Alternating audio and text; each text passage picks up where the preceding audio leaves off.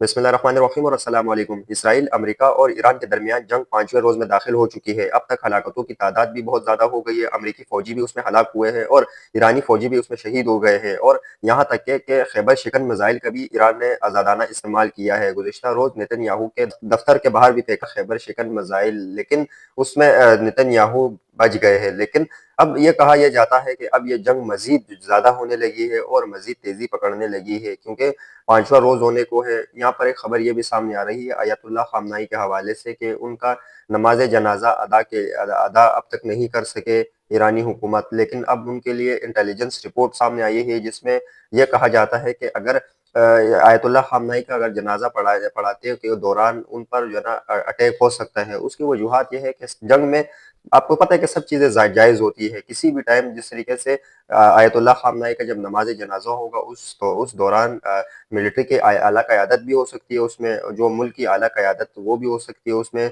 तो अब ईरानी intelligence agency के मुताबिक वो किसी भी टाइम अगर आयतुल्लाह ख़ामनाई के जनाज़ा पढ़ाने के दौरान उन पर हमला हो सकता है।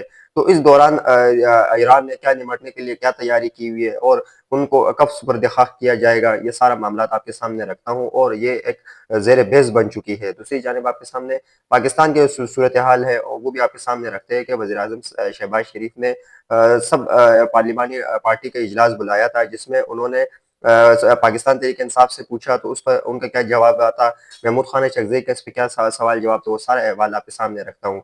सबसे पहले जो आपके सामने रखता हूँ वो ईरान के हवाले से आपके सामने खबर रखी, जैसे मैंने कि ईरानी हुकूमत के लिए ये भी बहुत बड़ी चैलेंज बन चुकी है। अब जिस तरीके से वक्त गुजरता जा रहा है और जंग जिस मजीद तेज होती जा रही है, तो ये हुकूमत ईरान के लिए बहुत फ़ायदेमंद साबित हो सकता है। और ऐसा लग रहा है कि ये टेक्नोलॉजी इन्होंने चाइना से ली हुई है, क्योंकि जब 27 फरवरी को जो हमने इंडिया का जहाज गिराकर जब एक फतह हासिल की हमने 27 फरवरी को, वो भी चाइना की टेक्नोलॉजी थी। लेकिन बजरिया ऐसा लग रहा है कि ईरान को भी चाइना का सपोर्ट हासिल है। लेकिन अगर एक तरफ देखा जाए कि इन तीनों ममालिक के दरमियान जंग चल रही है, तो एक जानिब अमेरिका फिर भागने की कोशिश कर रहा है, खित्ते में जंग फैलाकर खुद साइड लाइन होने की कोशिश कर रहा है। इसराइल के लिए खतरनाक हालात इस वक्त पैदा हो चुके हैं। अमेरिका जो लड़ाई जो है ना उन्होंने शुरू की है, अब इस लड़ाई से खित्ते में क्या सूरत हाल बनी है वो सब आपके सामने है। लेकिन अमेरिका अब इस लड़ाई से किस तरीके से भागने पर वो मजबूर हो चुका है। और वो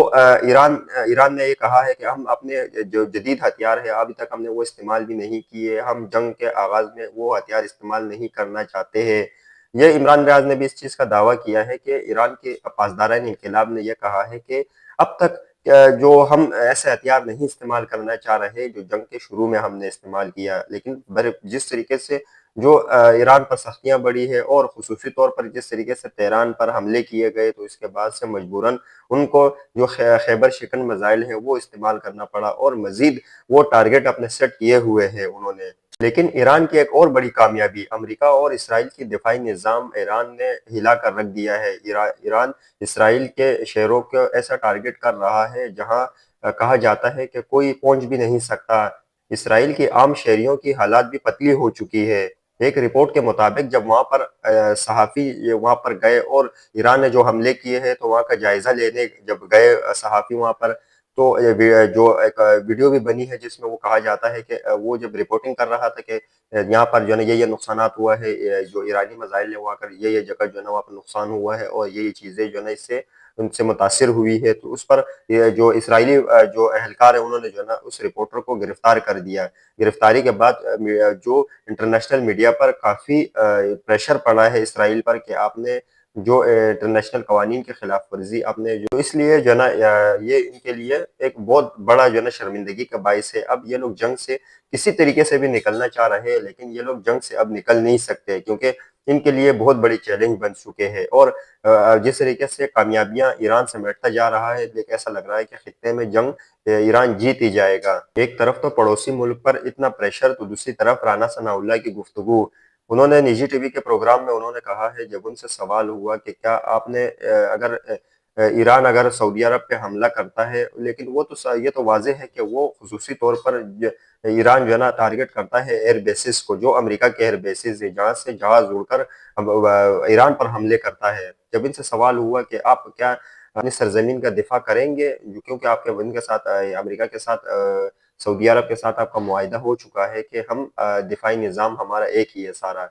ہم ویسے بھی سرزمین میں حرمین شریف کے دفاع کے لیے ہم جانے نچھاور کرنے کو تیار ہے، لیکن اگر سعودی عرب پر حملہ ہوا تو ہم دفاع کے لیے یہ رانا ثناء اللہ نے نجی ٹی وی کے پروگرام میں گفتگو کی ہے. دونوں ہمارے پڑوسی ملک ہے اور دونوں طرف جو ہے نا مسلمان ہے، لیکن ہمیں ایک سائڈ لائن نہیں ہونا چاہیے، کیونکہ یہ جیسے رانا ثناء اللہ نے گفتگو کی کہ نا، لیکن اگر سعودی عرب پر حملہ ہوا تو ہم دفاعی معاہدے پر جو دفاعی ہمارا معاہدہ ہوا تھا جو گزشتہ سال، تو ہم اس کے پابند ہوں گے. یہ رانا ثناء اللہ نے گفتگو کی ہے.